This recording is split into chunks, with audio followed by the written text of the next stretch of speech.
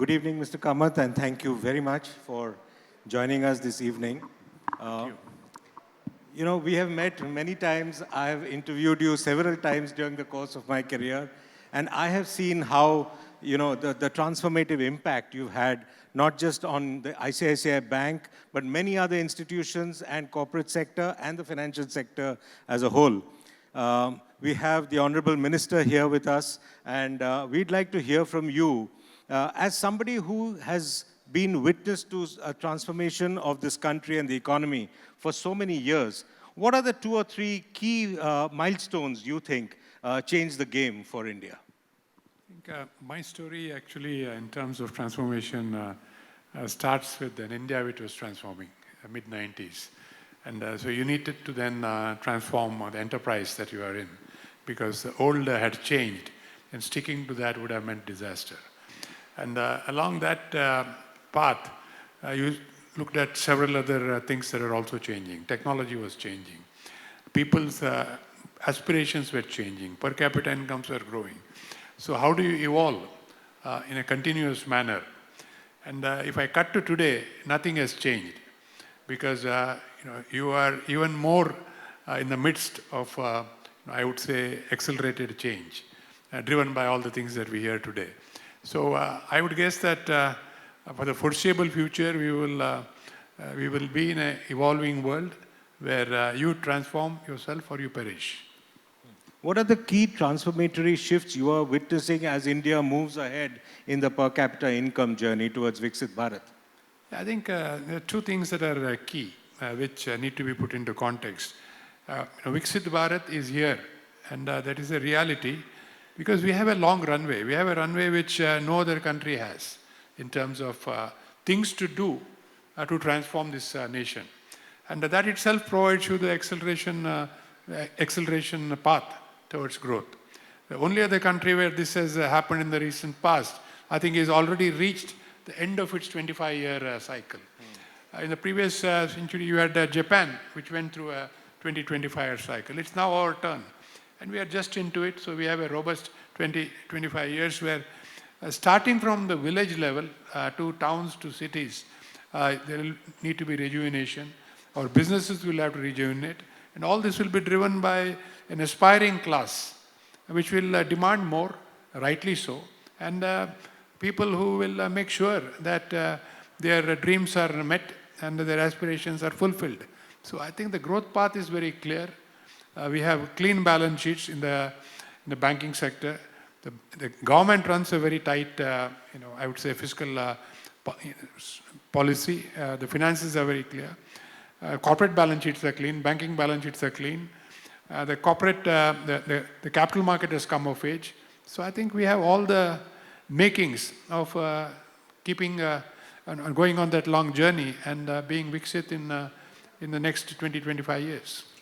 You have been, Mr. Kamath, a big votary of technology, and we've sort of in our Best CEOs issue, we've also talked about how your tryst with technology has evolved over the years. Technology in terms of the DPI, for instance, in India, the direct public infrastructure, the digital public infrastructure which has happened, has been one of the key elements sort of powering the startup wave and the wave of innovation. How do you see that going forward? Without that, innovation and without the regulators allowing that to be used, very correctly so, using sandboxes to do that, I do not think that our path would have been that easy.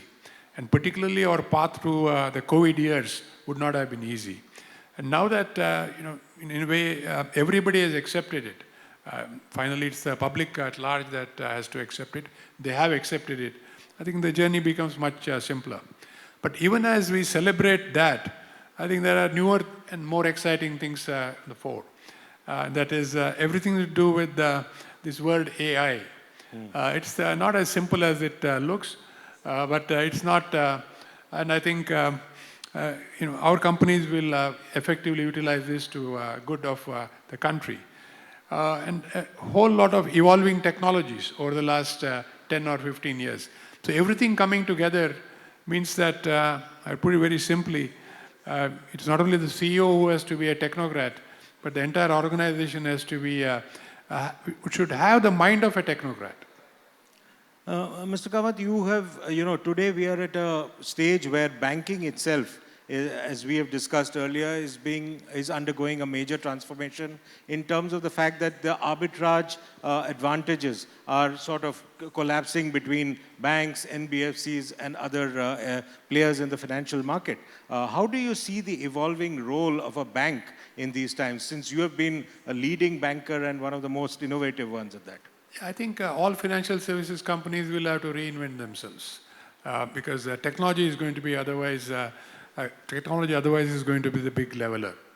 And any bank which absorbs technology effectively and makes it available to its customers, I think stands a very good chance to be the leader, the next leader in this field.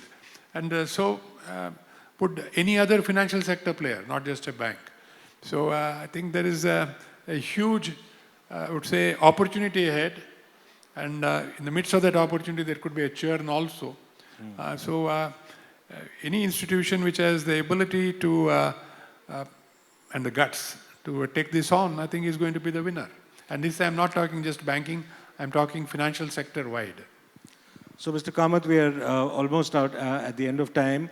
Just wanted to ask you, since you've been a visionary leader, and we are here in a room which is full of iconic business leaders, what is your leadership mantra and what is your advice to budding leaders who are young leaders of tomorrow in that sense? I celebrate the young leaders. I take heart from them. I get energy from them. So, there's very little that I could tell them, but I guess that they've done everything right.